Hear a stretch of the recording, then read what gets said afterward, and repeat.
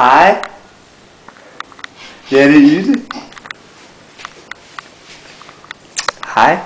Hvad laver du? Nå. Men skulle jeg sove ved dig i aften? Ja, tak. Okay. Jamen, det siger vi så. En aftale. Ja, hej hej.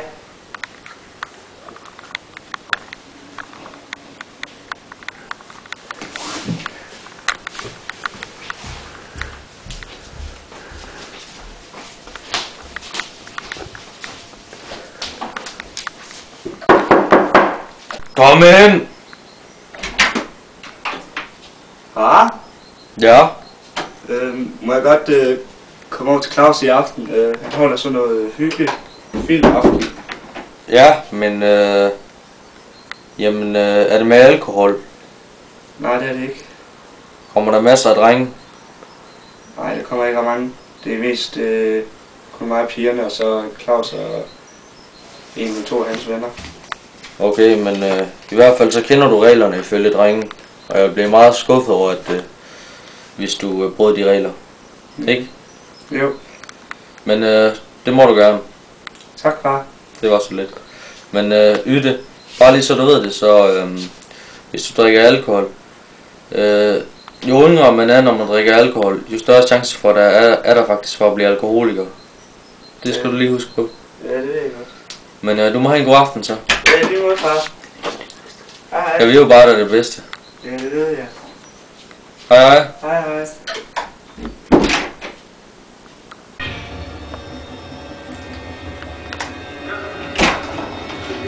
Det er Claus. Hej Ytte. Hvad så? Så? Ja. Jeg sidder bare og ser en film. Ja. Det ved jeg ikke rigtigt. Men der var på til 3. Nå, okay.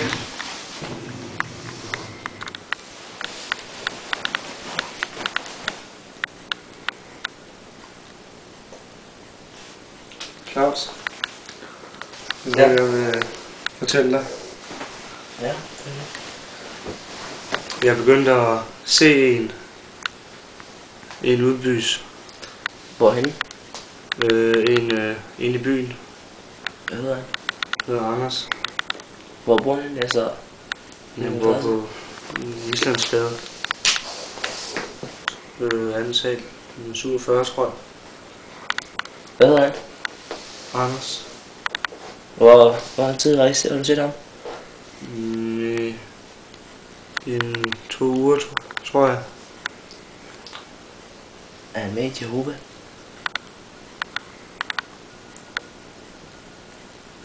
Jeg spørger dig, er han med i Jehova? Nej, Nå. det er han ikke. Har du fortalt mig aldrig? Hvad siger du? Bare roligt. Jeg siger ikke til nogen. Du bliver med mig også. Jo, tak skal du have, Claus.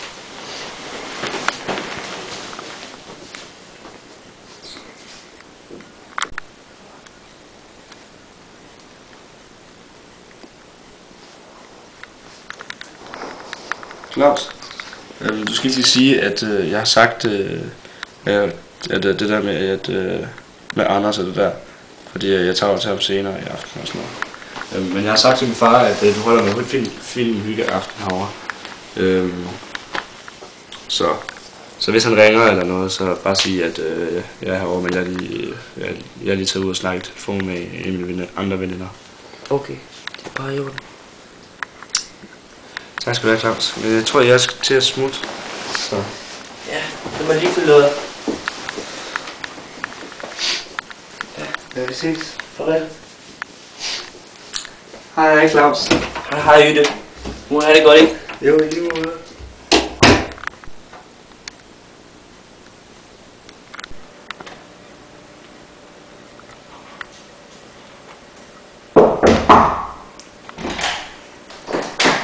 Hej. Hej Arne. Hvad så? Jeg sagde godt, du var her. Ja, bare to glas. Der står en kold øl deroppe, hvis du vil have en. Ja, okay. Okay, jamen jeg kan forstå, at du snakker om noget. Ja, altså, jeg har Så jo... den her smarte telefon, jeg har lige fået. Ja. Er den ikke fed? Jo, er det en af dem der nye... Det er sådan en Samsung, der er Er 333. det en af de der nye Samsung? Ja, men jeg kan forstå, at du har noget at snakke om med mig. Vi skal snakke om. Ja. Ja, men altså, situationen er jo, at jeg har en hemmelighed, altså. Okay. Jamen Så jeg- alle folk har hemmeligheder. Jeg har jo en hemmelighed, som en nær ven har fortalt mig om. Jeg er sgu ikke sikker på, at jeg holdt den hemmelig på ugen. Okay. Jamen, hvad er det for en hemmelighed? Altså, din datter Ytte, Ja. altså, sagen er jo, at hun faktisk ser en dreng nede i byen. Ser hun en anden dreng? Ja. Okay, jamen så længe han er i Jehova, så er det da fint med mig, altså.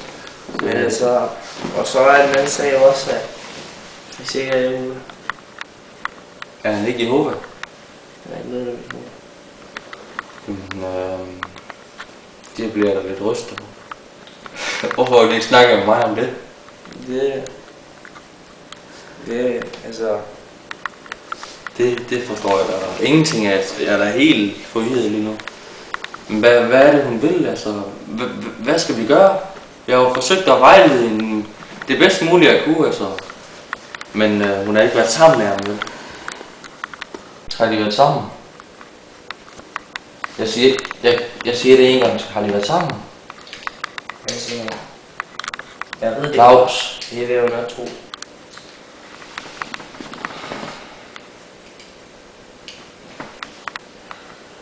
Jeg bliver meget frustreret over sådan noget. Jeg troede, jeg opdragede hende godt nok, men hvad skal jeg gøre som far for at vise hende, at Jehova det er sandheden? Hvad skal man gøre? Har du nogen idéer, Claus?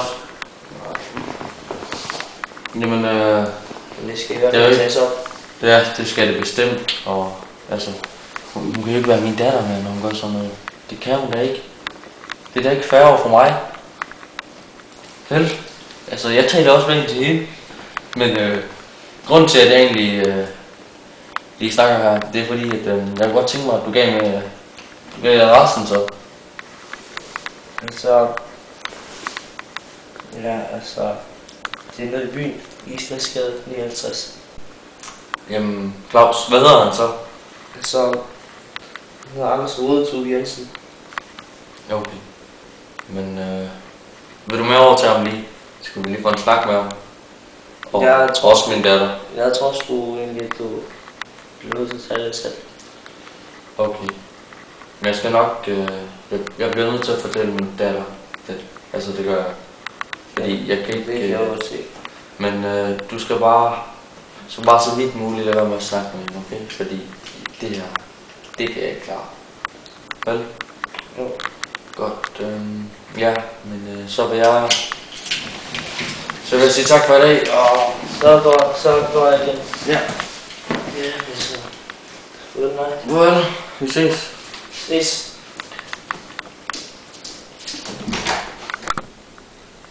Godmorgen, skat. Godmorgen. Har du sovet godt? Ja, hvad med dig? Ja, jeg sover rigtig dejligt. Og det lyder dejligt. Ja. Hvad skal du så lave i dag? Jeg tror bare, jeg skal være sammen med dig. Det lyder frækt. Ja, det gør det.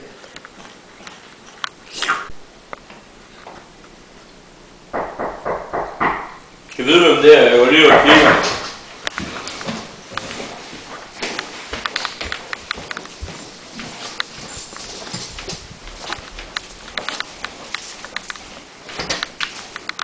Goddag. Goddag. Er vi lige hjemme? Ja, det er hun. Hvor er hun? Hun er lige inde i køkkenet. Okay. Jeg har lige noget, der skal dryppe med. Goddag, Ille. Tak, far. Undskyld, hvad fanden laver du her? Skulle det ikke være over ved Claus? Jo. Men det er du jo ikke. Nej, Hvorfor er du ikke det? det ved jeg ikke. Det bliver jeg sgu meget skuffet over. Har du været sammen med den unge fyr? Nu må jeg sige ja til.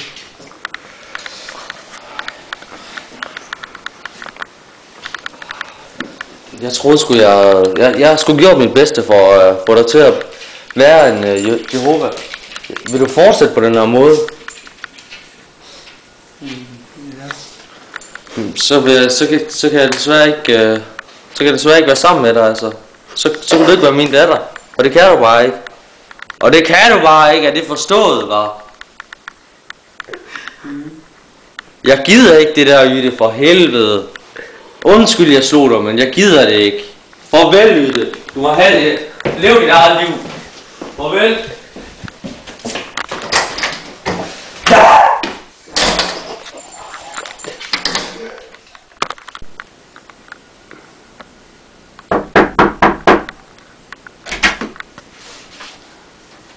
Hej.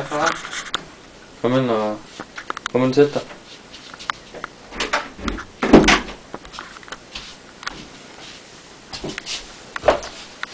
Så jeg vil starte med at sige, at jeg er meget ked af de handlinger, du har påtaget dig.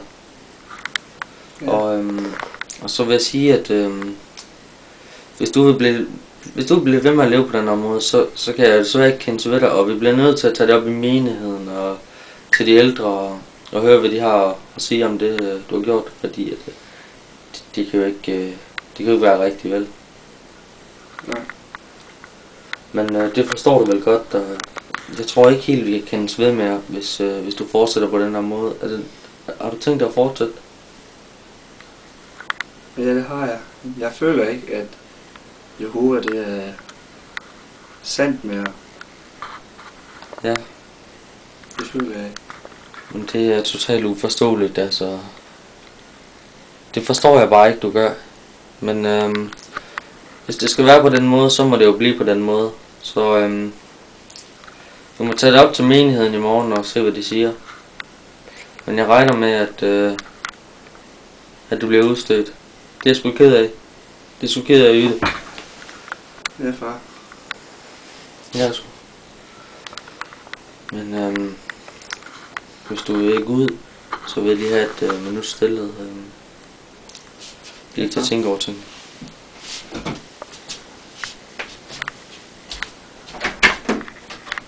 Hej.